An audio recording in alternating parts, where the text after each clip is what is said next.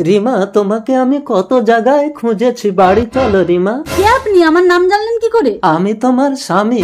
রিমা, এই বুড়োটা তোর বল? না না পূজা, আমি এনাকে চিনি না। কাকু, আপনার কোথাও ভুল হচ্ছে, আমার এখনো বিয়েই হয়নি। আমার সাথে তোমার বিয়ে হয়েছিল, তুমি কথা দিয়েছিলে জনম জনম আমার সাথে থাকবে। ও যে আপনাকে বিয়ে করেছিল, কি প্রমাণ আছে আপনার কাছে? আগুন দিয়ে পুড়িয়ে আমার বুকে ওর নাম লেখা আছে, দেখো ওর বুকে ও আমার নাম লেখা আছে। আপনার নাম কি? অঞ্জন। জানি না রে পূজা, জন্ম থেকে এই দাগটা আমার বুকে আছে। তাহলে শোনো আগের জন্মের কথা। অঞ্জন, তুমি আগুন দিয়ে বুক পুড়িয়ে আমার নাম লিখছো? কথা দাও রিমা, তুমি আমাকে ছেড়ে কোনোদিন যাবে না। কথা দিলাম, জনম জনম তোমার সাথে থাকবো আমি।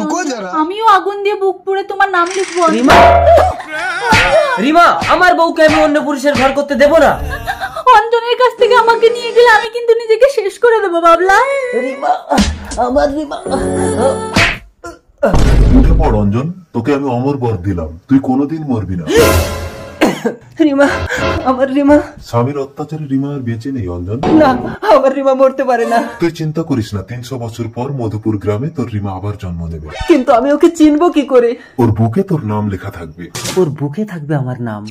মনে পড়েছে, তুমি আমার অন্তর। রিমা, এই জন্মেও তোমাকে কারো হতে দেবো না রিমা। পারবি না। কেঁদো না অঞ্জন, তুমি বেঁচে থাকো, আমি আবার ফিরে আসবো। আমি থাকবো গো তোমারই আশা।